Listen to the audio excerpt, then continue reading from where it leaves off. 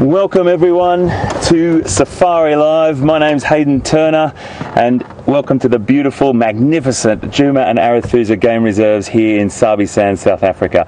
What a beautiful afternoon. It's 26 degrees, 79 Fahrenheit. I've got Jandre here and Rohan helping me today, and we are after anything we can find, but particularly we're going to try and find those leopards and see if we can come across those wild dogs. Yesterday was an afternoon I would probably go down in history for me to see all those pups, how we did. It was just such a wonderful experience, and I think they've moved over onto another property from the word on the ground, but we will go down there and have a little look later.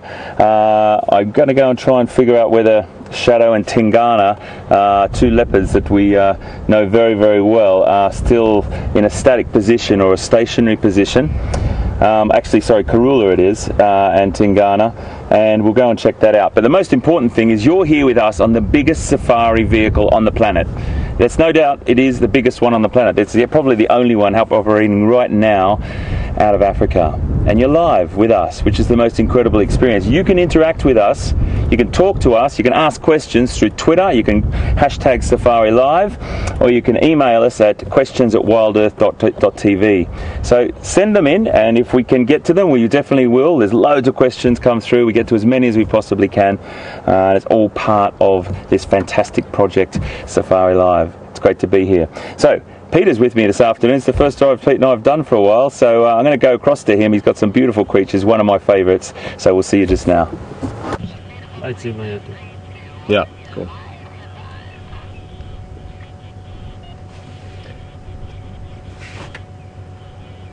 Well, what a beautiful afternoon, and what a fun afternoon as well to look forward to. I'm sure there's going to be some great things to be seen. First of all, welcome as well this side. VM on camera today. VM, always lucky to be out with you. And as Hayden was saying, lots has been happening the last few days. We had some excellent viewing as well as fantastic viewing this morning.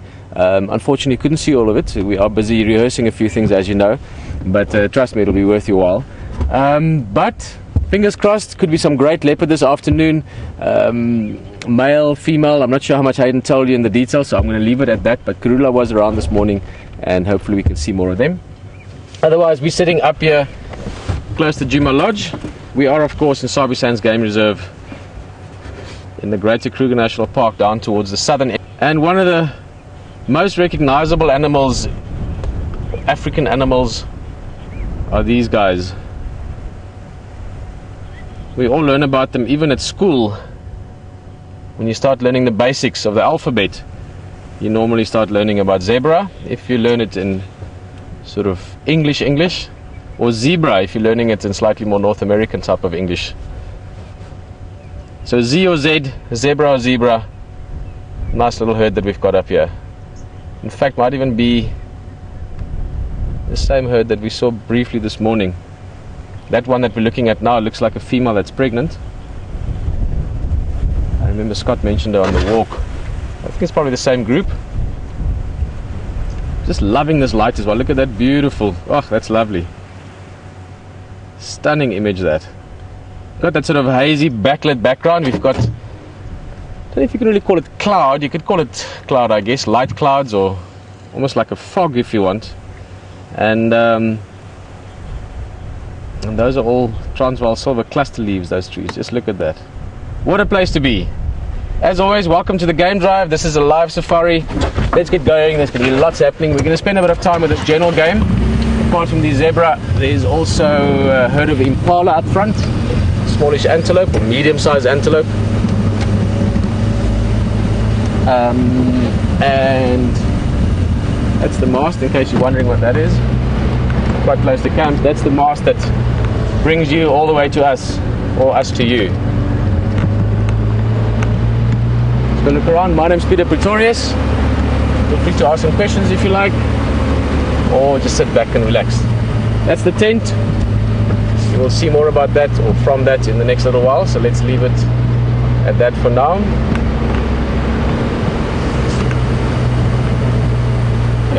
Just the kind of thing to attract the attention of wild dog packs, solitary leopard to hunt, crowd of lion perhaps if they're in the area.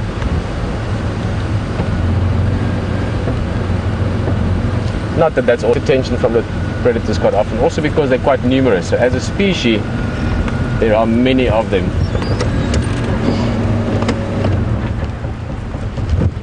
We're going to sit with them for a bit.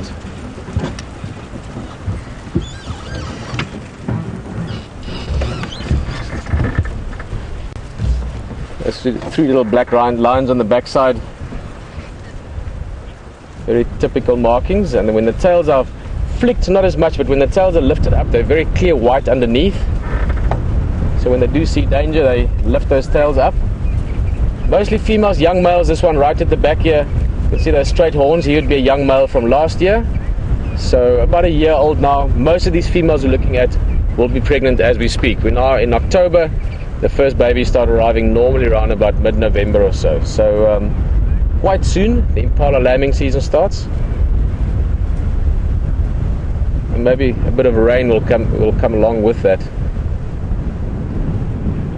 Why I thought of rain is just this wind that you can hear.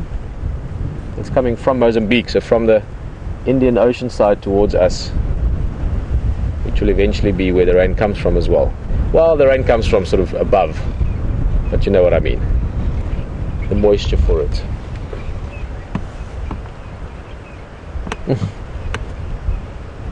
Just sometimes you have to just sit back and just sort of appreciate what we're doing. To be able to just drive around and see all these amazing things. This is like a utopia at the moment. We literally have, I don't know, at a rough guess, 100 impala, if not more. 6, 7 zebra, a little dazzle of zebra. We had giraffe in the area this morning, leopard, elephant, buffalo. Jason, Kirsty and Alex, just to mention the team for this afternoon. They're the rock stars, making sure everything works from that side. Guys, let's just show you this as well. There's so many people behind the scenes that we don't always get the time to show and talk about. This afternoon I feel like it's not a bad time. It's Sunday afternoon, sort of a traditional family afternoon, so we're going to show you a little bit about the Wild Earth family. Here we go. At the back there's Andrew, a very lucky guy. He gets to fly the drone, but even better than that, he gets to be driven around by a beautiful game ranger. Many of you have been on drive with JME as well, so yes, and a brand new vehicle. We don't actually have a name for that vehicle yet. We're still playing around with a few names. This is the third one. We were sort of jokingly saying maybe Naru, which is 3 in Shangaan, but we'll get around to that beautiful vehicle. Okay, just a question there from Final Control, guys, and then I'm going to get rolling a bit further north. I want to go check out Buffelshoek Dam as well. All the waterholes will be a place to check this afternoon. But they were just asking about the house on the prairie that was built at some stage. I'll drive past it now on the way down to the dam.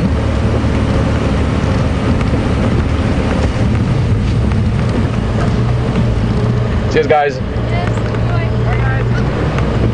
The house on the prairie was the sort of nickname we had.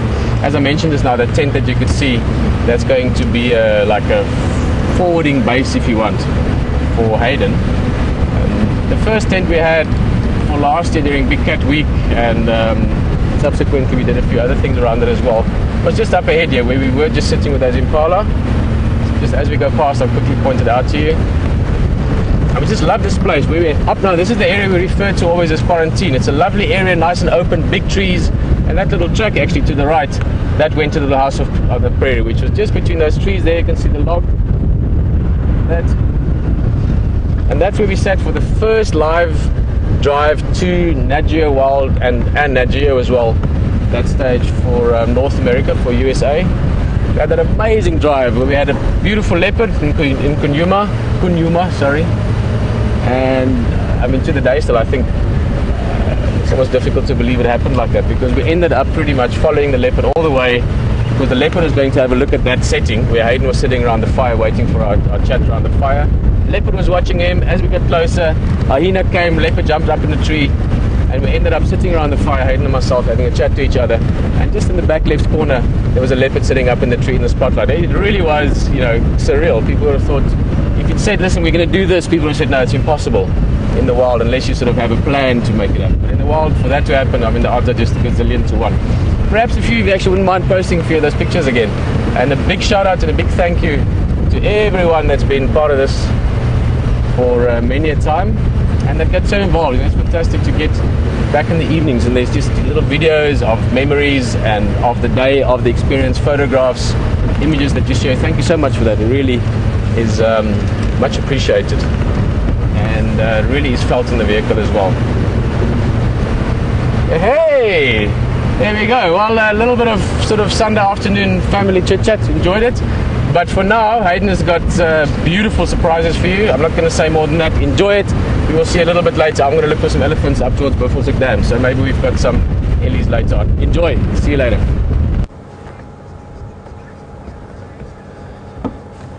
Well. Look who we have here. The Queen of Djuma. Karula, who I haven't seen for about 6 months. This just keeps getting better. I'm so privileged to see this beautiful cat who has such a loving following, as do all our big cats, but this particular leopard is very, very special to everyone. And she is just lying down chilling. But I did think I'll just see if Ryan can just pan around, please, mate. I do apologise. I was looking at Karula there, and that just happens to be another leopard, and that is Tingana. Now, Tingana is a big male leopard on the eastern side of his territory, probably the furthest most east of his territory, and he's come over into this territory here. So there's a good chance that Karula will follow him back into his own sort of proper territory proper. We're not sure, but there was a fair bit of flirting going on this morning from our wonderful Karula, and she hasn't had any interest from him. You might hear me clicking away, folks, because I haven't seen this girl for such a long time. I hope you don't mind. It's just any photograph I can get of her, I always try, because she is absolutely striking animal. They all are, all the leopards. It's just such an incredible species. And you know what, we're just going to park here. We've got another vehicle arriving just now, and it's Aubrey, I think, from Djuma, with some of his guests. So you may hear a little bit of talking going on next to us. Aubrey and his guests discussing these two beautiful cats as well. And I think this is one of the magical things about being on safari all together as a group. All of us are here experiencing the same thing, and sharing these sightings with each other is such a beautiful it feels really great. It feels great. You feel like you're having a moment with everyone that you'll take away from this incredible place. So I'm just going to take a couple more photographs, folks, if that's okay.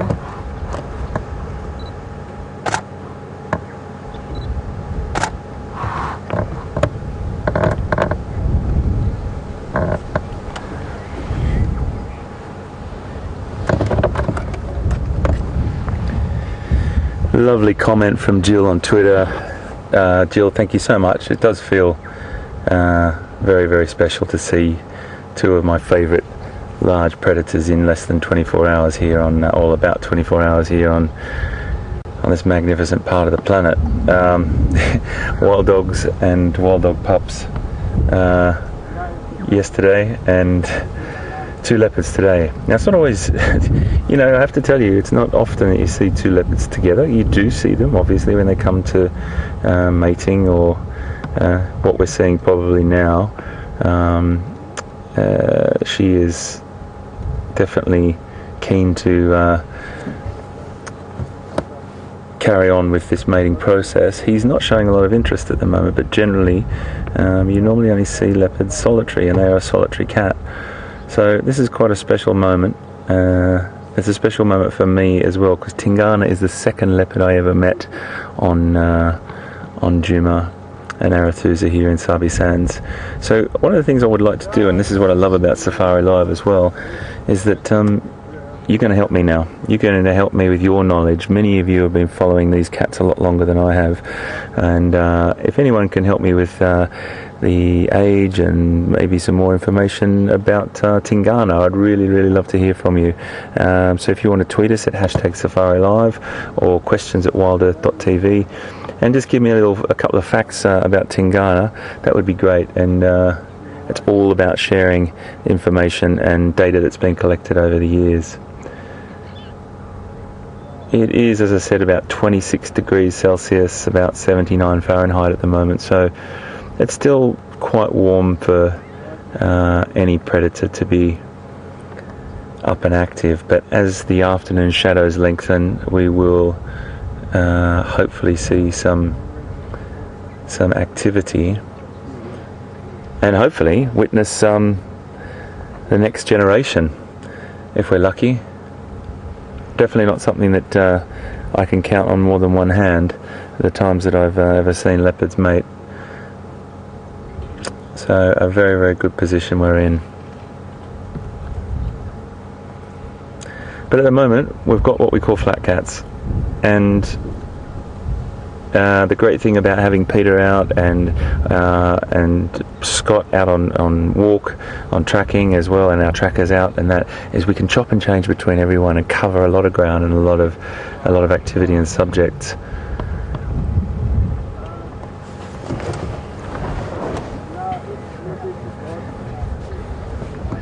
There's something just about being in the presence of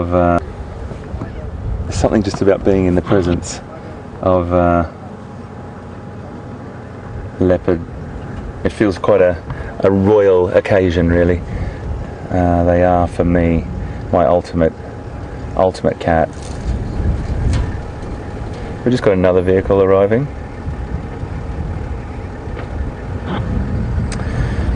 So what I might do is, while these guys are flat, and I promise you, if anything happens, I'll come right back to you.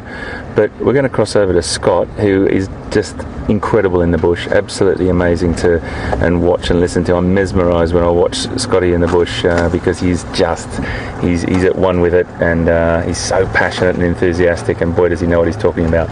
So we're going to cross over to him, and I'll catch you just now.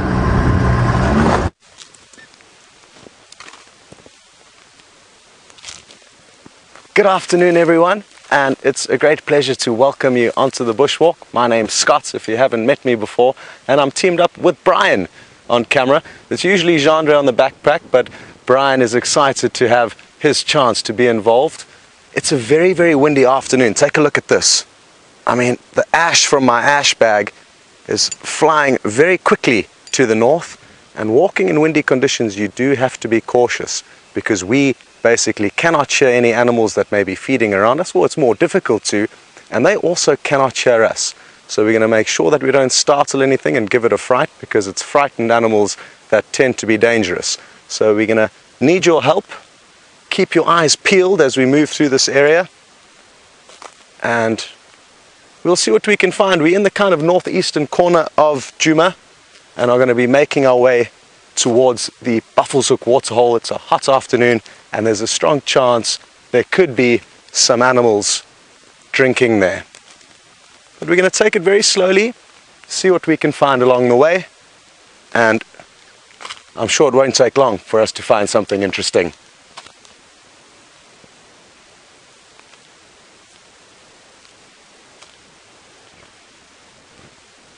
And like I said, it doesn't take too long. The great thing about being on foot is that you get to look at some of the smaller things that are going on that are quite easy to overlook when you're in a vehicle. So let's take a look down here, and what I'm going to try and do is show you this devil's claw flower, a very pretty purple flower, and I've only noticed these plants and flowers sprouting up in the last week or so.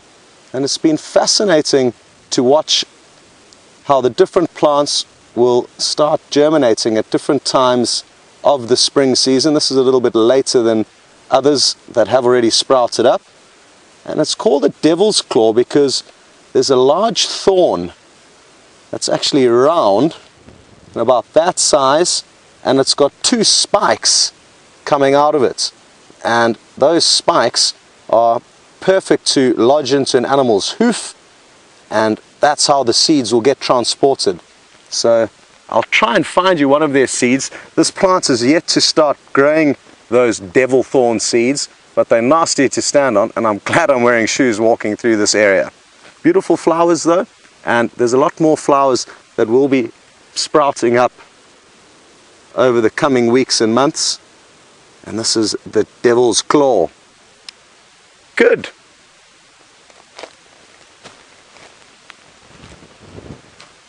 There's a lot of signs of buffalo moving through this area, and they're a dangerous animal to encounter on foot, probably one of the most dangerous. So I'm gonna keep that in mind. And also, even if there aren't any tracks, it's important just to be ready for anything. You never know what you may bump into, the same as in the vehicles. And that's why, as we're moving along, I'm looking at potential escape routes, areas that I could suggest Brian to scramble to. He's got quite a big backpack on with a long antenna sticking up out of it. So I've just been assuring him that I'll be sure not to leave him stranded if anything does happen.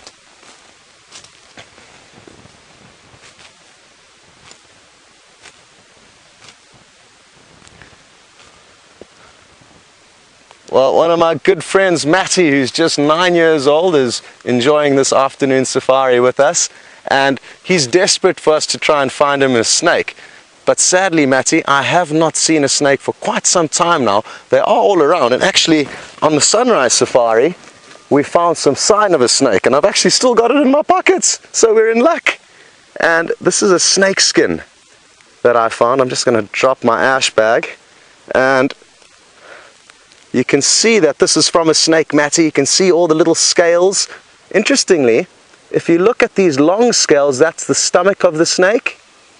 And if I turn it around, you'll see smaller scales that are kind of round, and that's the top half of the snake.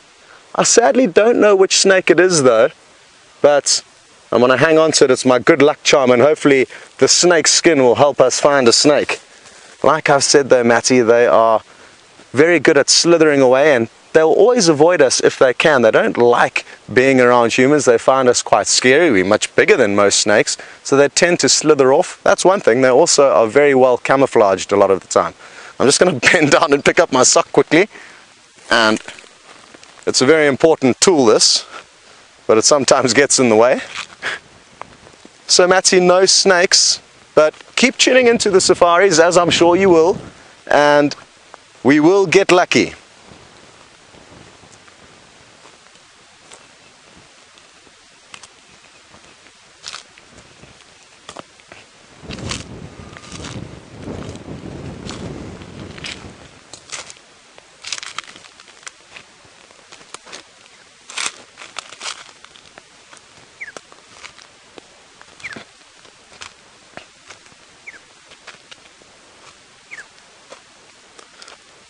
So, very happy that Hayden is with Karula and Tingana, a male and female leopards. I'm wondering if Tingana is going to give in to Karula's seduction a little bit later on, but you'll be sure to find out, and I'm sure Hayden's going to spend some time there. And it certainly has been wonderful having you on the bushwalk, but in this thick area I'm going to actually want to really concentrate and not talk too much, take it very, very slowly, just so that I make sure Brian and myself don't run into any trouble. And what I'm thinking of doing is possibly sending you back onto one of the vehicles while we get through this thick area. So we shall see you in a little bit, and Peter is ready to receive you. Enjoy, and we'll be sure to catch up a bit later.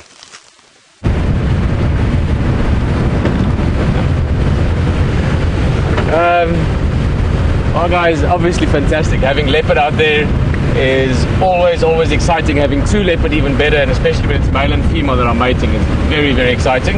Also because cross fingers and touch wood and all those things, but they could be around for the next day or two, which is obviously what we're all hoping for. And on a personal note, I'm just really stoked for Hayden as well. Hayden obviously enjoying seeing that. So brilliant. We will go back there later on. The sun is getting lower. They should get more active as the afternoon progresses. Just in case you're wondering why we see these guys so often, I think they're following us around. Hi. Sorry. I'm not sure what. Yeah, that's obviously to give you that brilliant sky view when it's possible. But get back to what we're doing.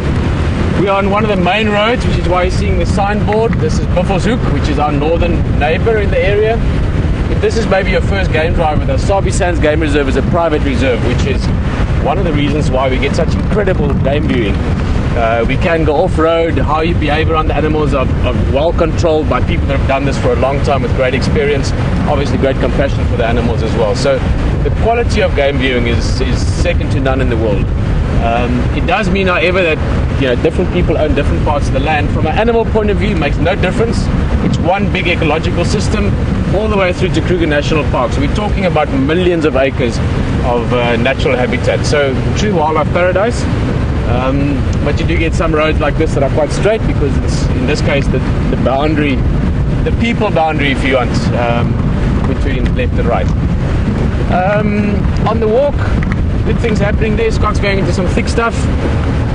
Curious to see what else I can find today. He had a beautiful giraffe this morning. Not on the drive with you, but I really enjoyed seeing that. It was one of the nicest walk sequences I've seen in a long time. So you can look forward to spending more time with Scott and Brent as well over time in the walk. It's going to be quiet for a little bit to get through these dips. And I think up ahead, a little bit earlier, we saw some giraffe and zebra. Maybe we can find them again.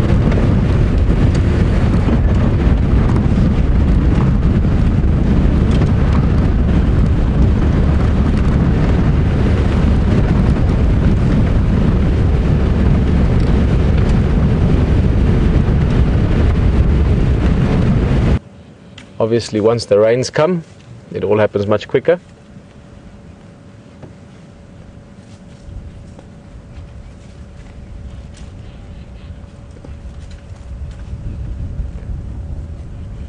Now, zebras are grazers or grass eaters.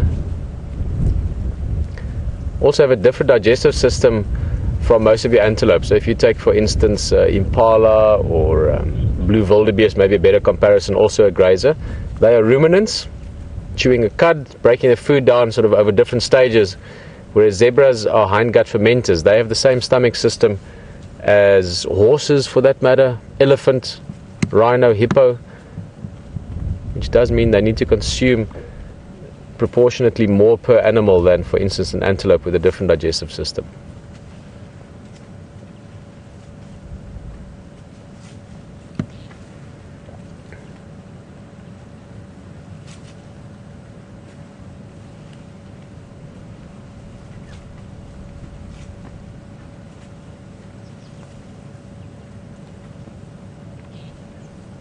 I must say there's a very peaceful Sunday afternoon feeling to these guys. Not really worried about us. Well, not really, not at all. And this is the one we saw on the road. This is the stallion. But just look at the markings. Now we all look at a zebra and obviously we know they're beautiful. We will look at them, but just really look at it. Look at the details. Look at those diamond shapes on the forehead when it turns our way. Look at how perfect the markings run around the eye, around the ears, from the mane into the neck, or from the neck onto the mane.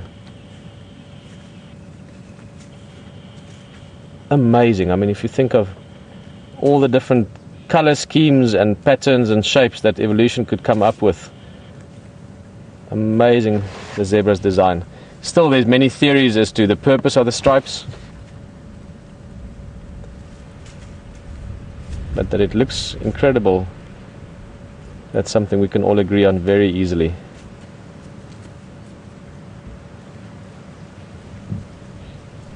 Now there is a... Hey, he's going to come out. Thank you, Mr. Giraffe. We've actually had the giraffe in the background the whole time. We just didn't see him because he was standing in a slight dip and behind some bushes. Third and fourth most recognized African animals. After the lion and the elephant, giraffe and zebra are the most sort of sought after or imagined to be seen animals when people go on safari. And this guy is being a little bit tricky. how different they are.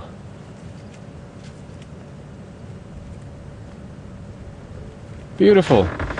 I think we're going to move on. We are on this northern boundary and we are making our way towards Buffelshoek Dam. We will probably look around with the other vehicles as well, but I want to go look for elephants specifically. Also, we're starting to sort of feel like lions might be making an appearance soon, so hopefully that happens. But in the meantime, from stripes to spots, enjoy it with HT. We'll see you back here in a bit. Well, welcome back to this little flat cat episode that we have here going on for you folks. As you've just joined us, welcome aboard. And if you were still with us wondering if there was any action going on, the answer is no. These two are still flat out. It's still a pretty warm afternoon, and I know Peter just had a lovely sighting with the zebra there. I think the great thing to know is that because we've got so many vehicles and sort of different perspectives on the bush, it's really wonderful to be able to sit with these cats, and Pete's off doing something else, and Scott's doing something else on foot. It's a really great way for us to cover all these wonderful things. Now, I just got a little bit of information from Debbie on Twitter, and thank you so much, Debbie. I wasn't sure what age Tingana was, and Debbie has let me know that Tingana's 9 years old. Thank you so much for that. We've just got Tingana sitting up now, so we're just going to have a little look at him. He is a big boy.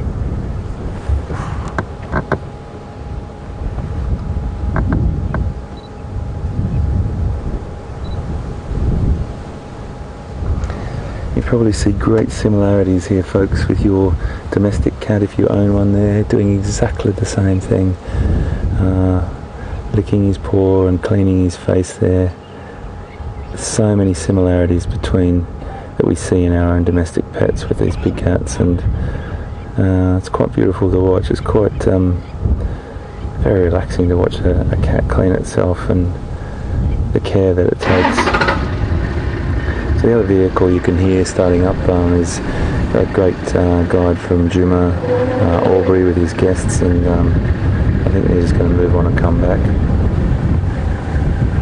A little bit of wind on the microphone here, folks, at the moment too. Apologies for that. But yeah, really beautiful and mesmerising to watch.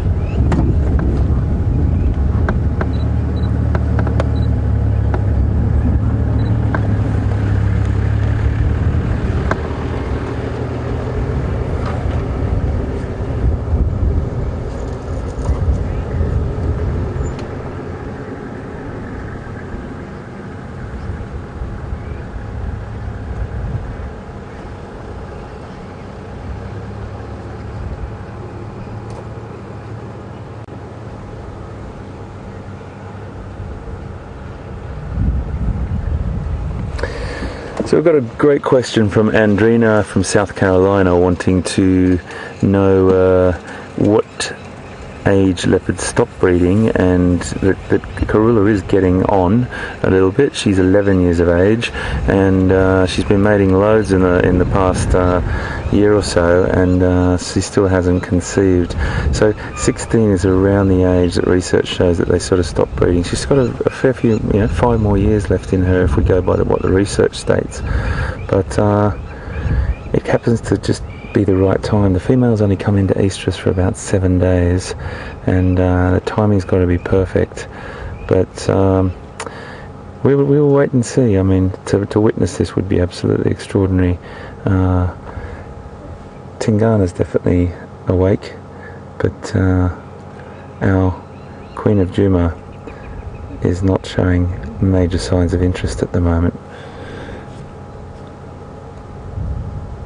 He is a beautiful big boy.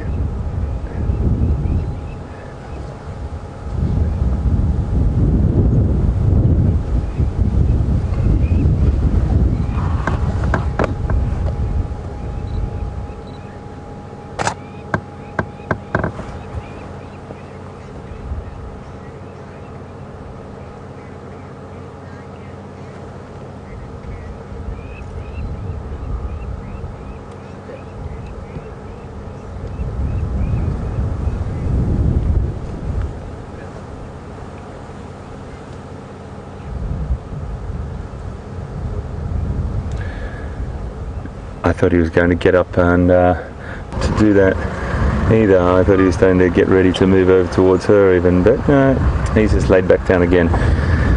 And this can happen, you know. This is what leopards spend most of their day doing, resting up out of the heat of the day. And as the air starts to get a little bit cooler, they'll get operational and use their greatest skill, or one of their greatest skills, and that's their ability to stalk. Karula's just sat up as well, so if we can just come across to her now and have a little look here. I'm just taking a few images, folks, because I haven't seen Karula for some time.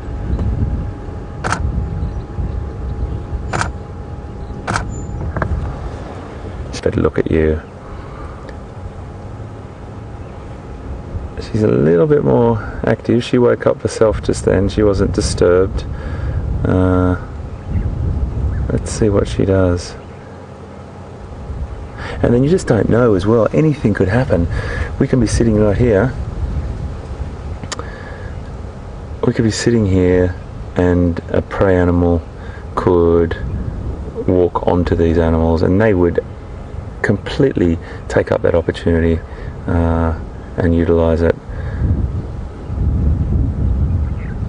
Beautiful coat pattern that just blends them into the landscape, that dapple light as it hits that coat pattern. A little bit of a wind picking up. I saw Karula in this location about a year ago, and she was just walking through this sort of little bit of open woodland here, and I remember she let me follow her. It was really nice because it's great to drive through here. The access is very easy. You don't have to go crashing through any of the bush sort of, so it makes driving much more of a pleasure and quieter as well. And it was just so nice just to sit with her and drive around sort of next to her, and she'd walk past you, and she's just one of the loveliest leopards.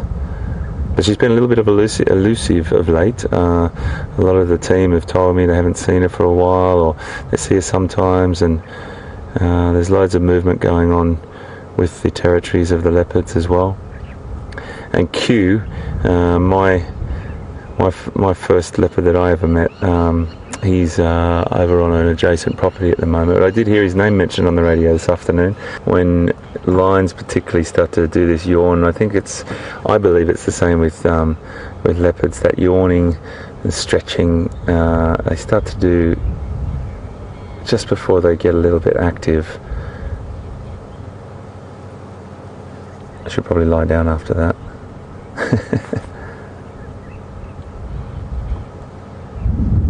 Just watching something over there.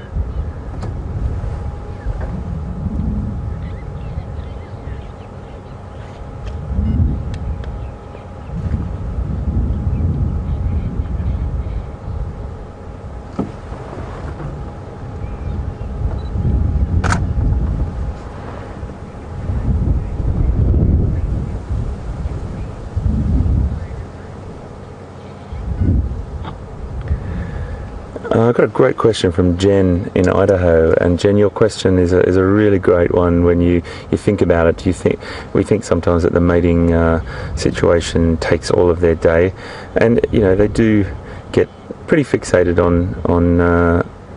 on mating, but at the same time, if something was to present itself, they would definitely take that opportunity. Now, I've seen leopard hunting at all times of the day. I've seen leopard hunting in the middle of the baking sun in Tanzania.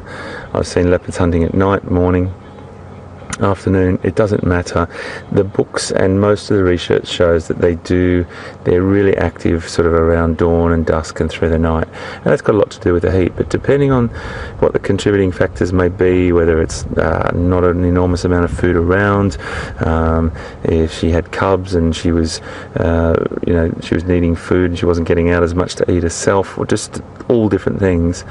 But my point is there that every book that you read, there's a lot of research in the background that goes on with wonderful, dedicated scientists that allow us to, here she goes, to allow us to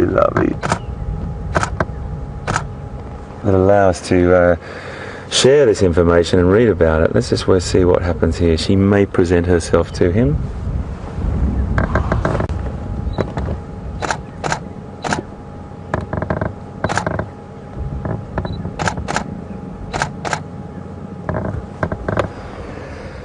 Well, it doesn't get much more obvious than that. I'm not sure if the microphone could pick that up from here, but she was nuzzling him or nudging him, and he was just giving this very loud purr, or not a growl. He's doing it again there. This is so beautiful to share with you, and to have you here with me, and it's, oh goodness, this is one incredible trip. Wow, 2 leopards, not just any 2 leopards, but Karula and Tingana.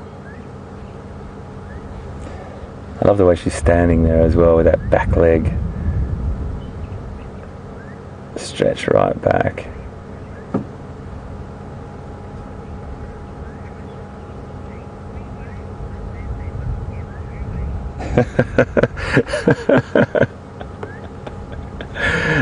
That's a lovely comment from Lisa. Lisa's just said 3 yawns.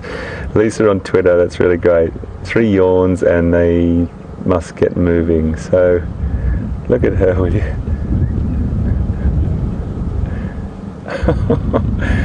Amazing behaviour.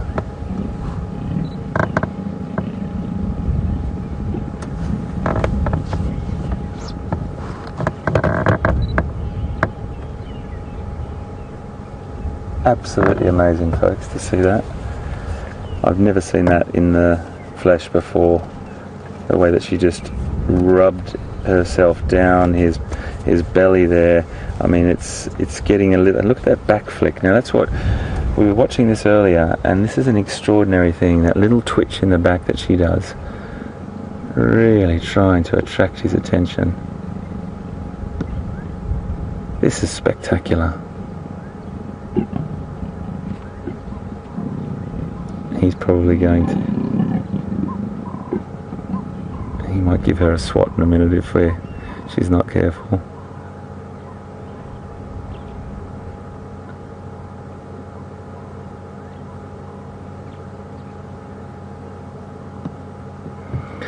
Well, I can guarantee one thing, folks.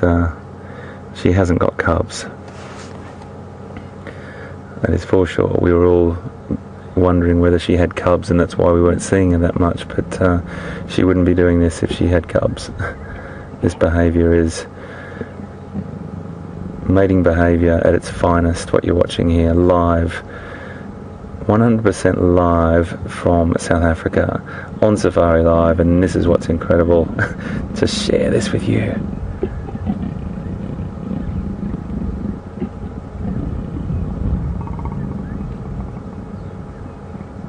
Astounding.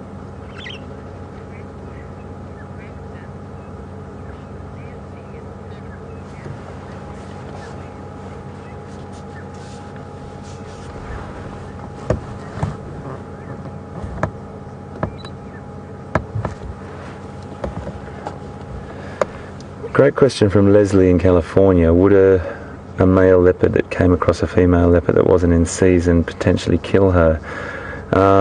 Leslie, there's so many different scenarios that can play out with things like that. You know, the female would probably try and elude, you know, getting into any confrontation with another male. It has happened. There's definitely been deaths from males killing females, but it's one of those things where she would probably escape very quickly, as she possibly could. If she had cubs and it wasn't that other male leopard's cubs, then there could be a confrontation, her protecting her cubs. Normally they would flee, but when a cub situation came in, she would probably stand her ground, even with hyena and other predators. But it doesn't always end up for the best, that's for sure. You know, predators play a huge role in taking cubs. But infanticide occurs in leopards as well, and one of the one of the greatest data has shown, the data that's been collected or that has been documented, that male leopards are one of the pretty much sort of equal at the top of the list when it comes to the fatalities, the reason for fatalities in the cubs. A great question, Leslie.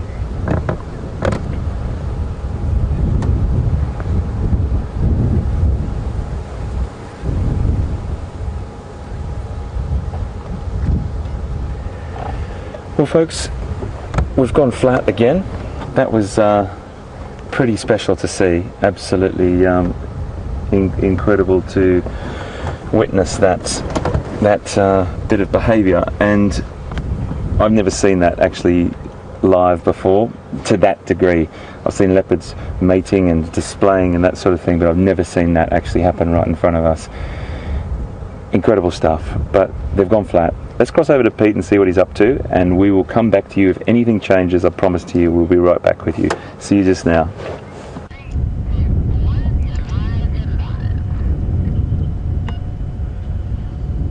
Well, you might not find it easy to get this comparison, but what we were just looking at had a lot to do, or a lot in common, with Tingana. It's incredibly beautiful, but not doing anything at all, or no activity whatsoever. Tingana, of course, that male leopard that you were watching with Hayden, and with Karula, the female as well. It seems that she was trying to get his attention. But yes, who knows the reasons for things in animal behavior. Still entertaining. We've been sitting here for a little bit, just hoping to, well, firstly just enjoying it. I've always loved sitting at waterholes anywhere in Africa, because anything can sort of walk down for a drink suddenly. We've been watching a bit, listening to the wind, and also just looking at this. As we get closer to the vehicle, that area that you're looking at down there, that's a very good sort of popular wallowing spot at the moment. Rhino, elephant, buffalo, warthogs, not leopards, not lions. Pretty much your big animals with sort of rougher skins. They love to wallow, and this sort of slushy mud is perfect for that. You can even see the textures in it. This would have been from elephant yesterday. I can see some tracks from this morning, but nothing yet this afternoon. So we were hoping for elephant, and it might still happen at any second. This is a popular place for ellies. After the wallowing, they will come out, and then you should be able to see it. I might just have to bend out the way, but here towards our right hand side, that log, there we go, that's a perfect place to go and have a good rub or a scratch again afterwards. Elephants again, buffalo, here you can see the texture on the wood. That would mostly be their bellies, so they actually straddle that tree trunk, get their bellies onto it, have a good scratch up against the backside or something. There was a bird that was sitting there. So even though there's no animals here at this moment, you can still see all the activity and all the movement from them having been here. And we also want to do a little bit of a test. The fact that we're doing this and talking to you from where we're sitting now is a good thing. It means we've got better signal. We're going to continue on a little bit. I do think we will be back around this waterhole again as the afternoon goes on. Purely because I would say this is probably the best bet in terms of finding some elephant today. And I do also think that as much as Tingana, that male leopard, can be playing it cool at the moment, he's not going to be able to do that forever. So let's go back and have a look at what those leopards are up to. Enjoy it with HD. We will see you a bit later.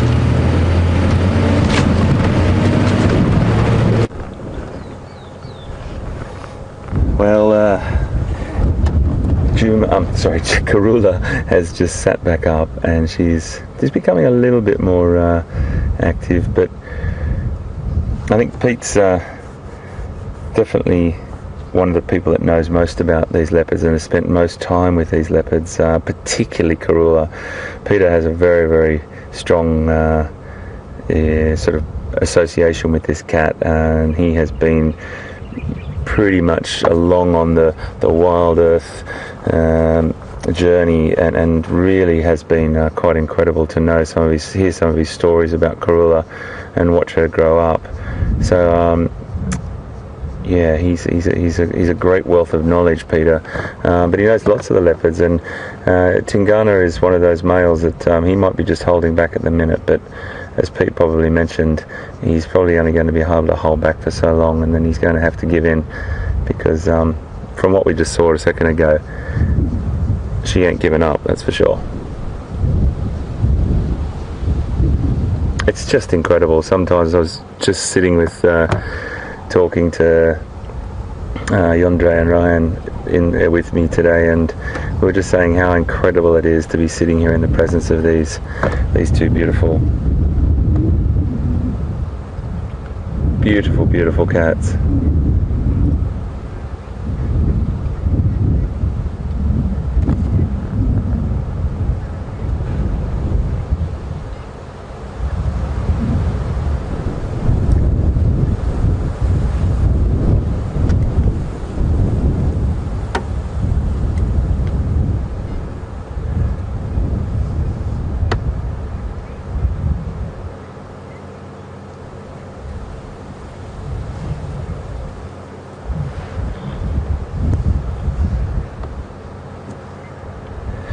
Just got a lovely question from Ginny, and this is what the wonderful thing is about it, Ginny. It sounds like you've just joined us now and you'd like to know what leopards we're sitting with. Well, on the left, we'll just go in a bit closer and show you Tingana. This is Tingana. You may have met Tingana before. Tingana's about 9 years of age and a beautiful big cat. Big boy, and you can see the size difference between the two.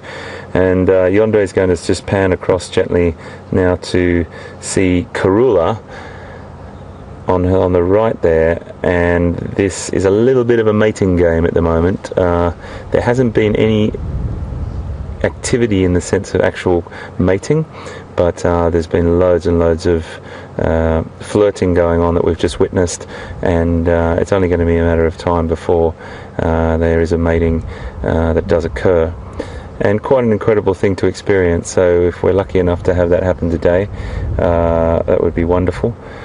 But just to be in the presence of these cats is an extraordinary thing.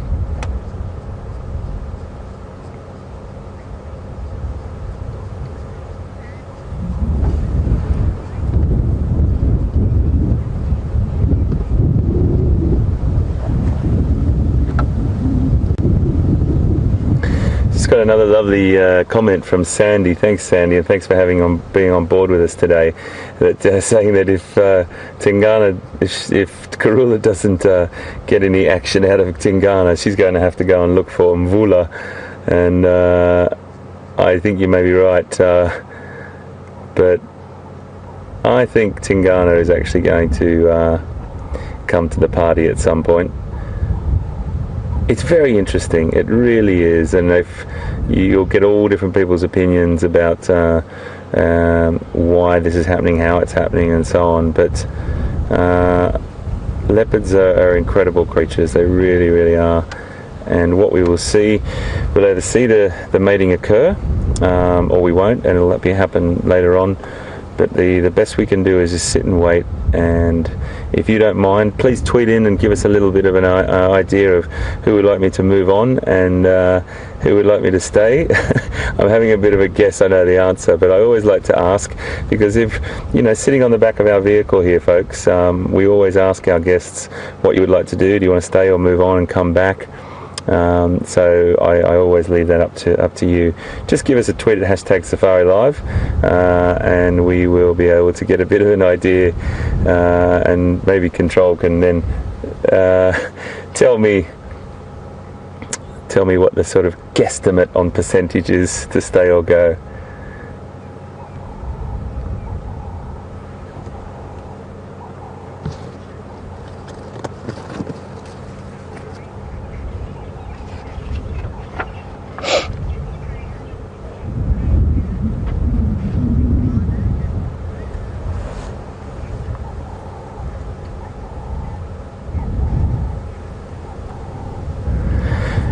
Very interesting question from Mischian in Dallas, Texas. Mischian, great to have you on board, and I love your city. I've been to Dallas many times, and it's a cracking place.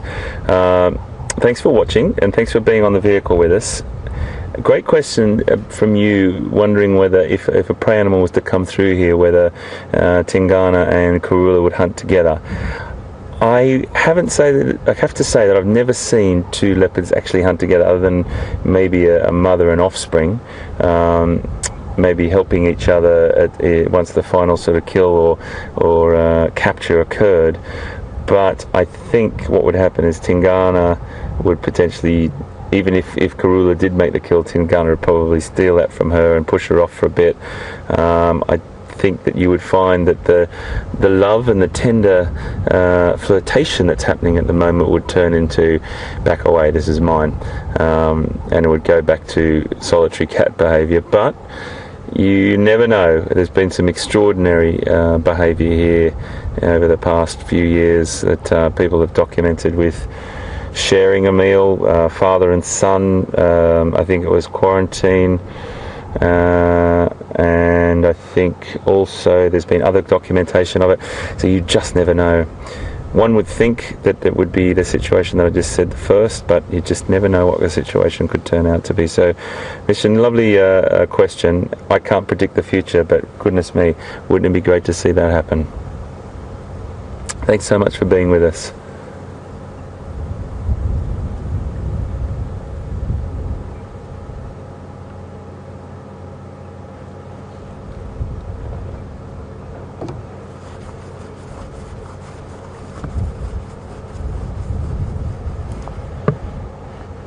So this is classic behaviour, this is textbook behaviour. I'm just keeping an eye, looking around myself. You might hear me rustling around here in the front seat, but I'm just keeping my eyes open as well, because Mischian has just also reminded me that any animal could walk up onto these leopards.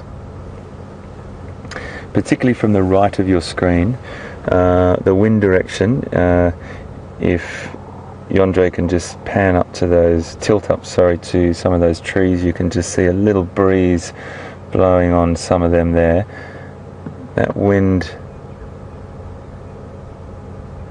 is coming from the right of the animals, okay?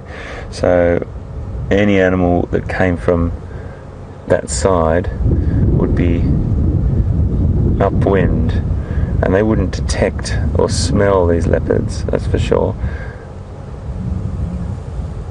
But the leopard may detect them, and we will definitely see very, very fast reaction from the leopard if they were to detect something.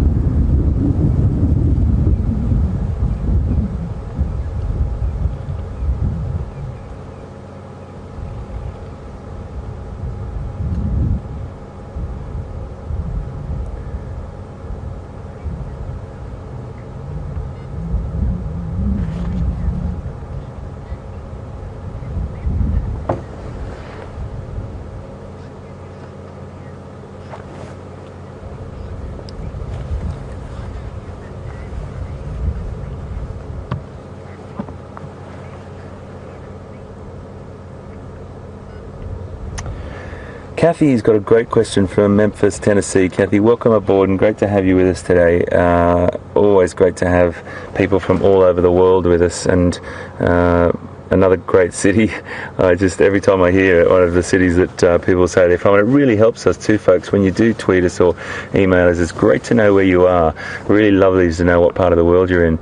And Kathy, your question is, do I think that Tingana and Karula are in early or late stages of mating? Well, my gut feeling is it's early. If she would have already had mating sessions with Tingana, I'd say she probably. It is hard to say, Kathy. They normally only stay together for as long as they need to mate, and once that conception has occurred, they normally move off. But again, there's always exceptions to the rule, Kathy. So my gut feeling, which is what your question was, is that it's early stages, and maybe he knows that she's not perfectly in estrus. The estrus lasts for about 7 days, so he might be just waiting for hours for all we know. Even though if we were to look at him there on the left, and we just might go in close on our beautiful Tingana there, he doesn't look like he's in any great hurry at the moment, that's for sure. neither of them do. It's just a lovely opportunity now to just go and have a look at some of the characteristics of this beautiful cat, and those rosette markings. They are this it's the sort of power and stealth rolled into one for me. These cats, that's what they are to me. It's all encapsulated in this one package called a leopard, and every time I see them, you look at them as a powerhouse, a hunting powerhouse, but then you just look at them and they're just the most sleek, beautiful cat. And when they're lying like this, you can really have a close encounter with their markings and the length of their tail and that powerful shoulder area as well on these cats, which is one of the reasons why they're such fantastic climbers. And above all the cats, the most adaptive, or the greatest adaptation they have, or the greatest ace they have, or joker up their sleeve when it comes to survival, is they can actually hoist or take their kill or their prey up into a tree. And that is an incredible adaptation, because none of the other cats do that. And when you've got the ability to do that and get out of harm's way, lions are not very good climbers at all, very ungainly and cumbersome when it comes to climbing, but these guys are extraordinary climbers and can haul much larger than their own body weight up a tree and store it out of harm's way.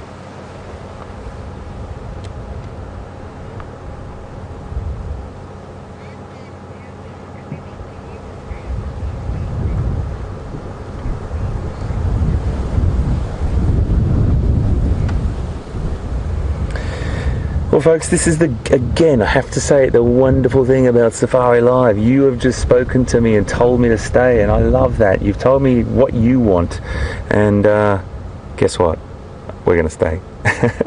We're going to stay here with these beautiful cats, and I'm going to cross over to Scotty, the wonderful Scotty D out there, finding something interesting for us on Bushwalk. We'll be right back. Take a closer look at that. There you can see one or two pieces of the buffalo's fur that's been plucked out, as would the parasite. Sadly, I didn't get very much there, but lots of little pieces of buffalo fur.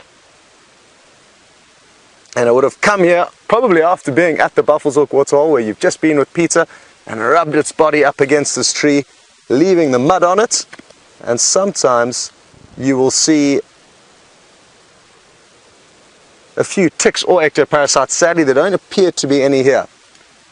Now, there's, like I say, a few animals that will enjoy wallowing in mud: warthogs, buffalo, rhino, and elephants. An elephant, had it have rubbed itself against here, the mud would have probably been higher up on the tree, somewhere up to probably even here for the bigger elephants.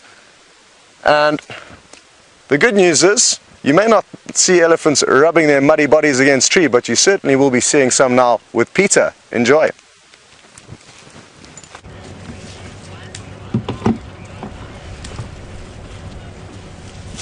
Well, some nice tough skin for running through the bushes, but also a good way to take care of it, obviously, as Scott was explaining there, is getting some mud in it every so often. Buffalo, many of the big animals do this, and of course elephant.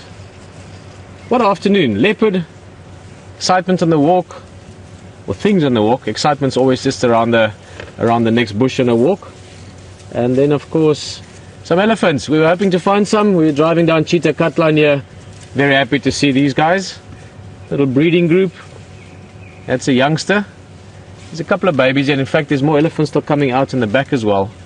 So I'm not quite exactly sure the size of this herd, but at least 10-15 elephant perhaps. That's about a 6-7 year old. Oh, there I just heard some other elephant into the east from us, maybe a kilometer away, even quite far away, but it means there's lots of elephant in the general vicinity. Let's go a little bit forward. We've been sitting with them for a little while now, so they've become very used to us. And with the elephant especially, it's always good to give them a few minutes just to sort of get used to you, and you to get used to them as well, I guess, but just so they can be nice and comfortable. That's the matriarch, what looks like the biggest female in this group, which is also heavily or lactating quite heavily. That's her young calf just behind. They will follow shortly. We should see all of them in front of us just now, so this should be beautiful viewing. She's in great condition, very healthy. In her prime, she's, I'm guessing, in the late 30s, early 40s even, probably late 30s. Oh, this is going to be awesome. There's her calf coming over. I love all Ellies, but baby Ellies can be so much fun because they're curious. Look at him. What is he throwing around there? A little stick or something. I might have to actually reconsider. Yeah, no, I do think that was the matriarch. Look, I'm just looking at another female coming out on our right hand side here. They're all busy coming out now. Also quite a big female. She might, for a minute, thought be the matriarch, but perhaps she's second in charge. So, what fantastic elephant. That would be probably her calf. That little one is the other one's calf. And then this one in the middle is a cousin or maybe one of the older calves. Remember, elephants do truly live in family units.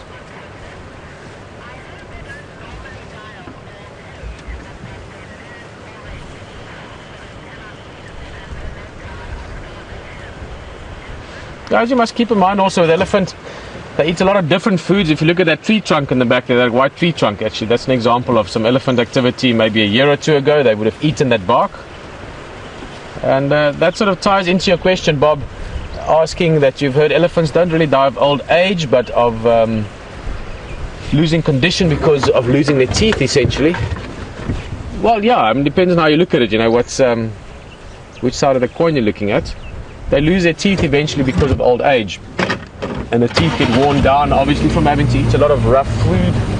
Things like the bark we just spoke of, you know, grass and a lot of plant roots, and in winter time they have to dig out roots and things like that. So eventually they lose those teeth. Bob, just in short, and this is a long explanation that I can go on for hours, not hours about, but for a long time about. But in short, elephants get 6 different sets of molars, of teeth to eat with.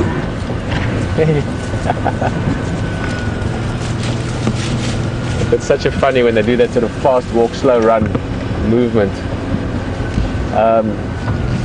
So Bob, the teeth they chew with, in this case with the African elephant, they have these lozenge-shaped ridges on them, which is where the Latin name comes from, Loxodonta africana, Loxodonta referring to that shape. There's a tree trunk I was mentioning.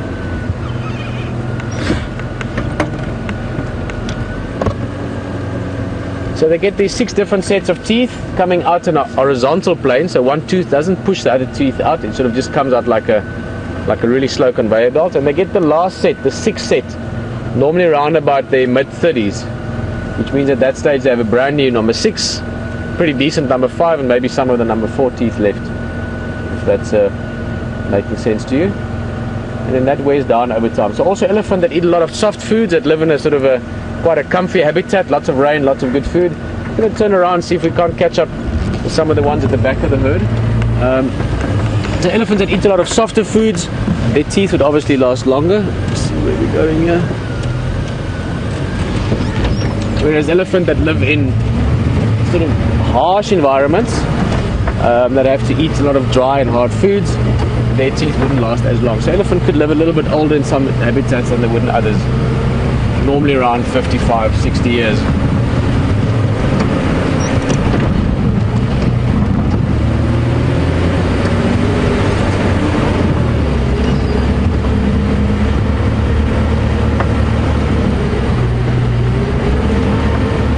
Seems these are the guys sort of at the back end of the group.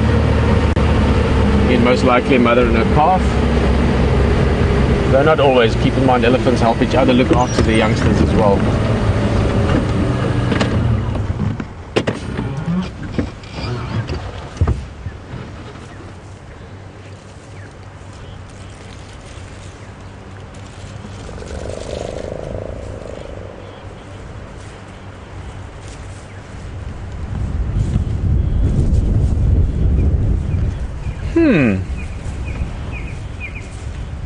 Oh no.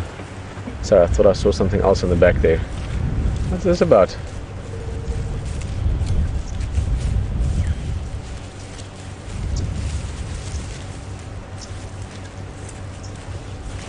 Let me tell you why I said for a minute there. I thought the big one wasn't a female, but it is actually a cow. Hello. This looks like a young bull though. Not very old, he would be about 1 year old or a year. Around about that, maybe slightly more. Looks like he's going to be a tall elephant.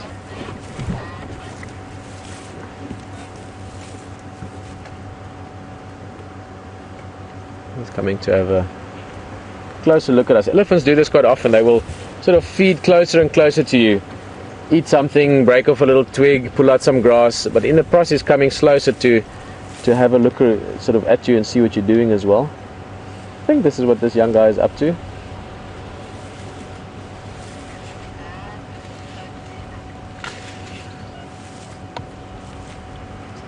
I'm going to go into a little break.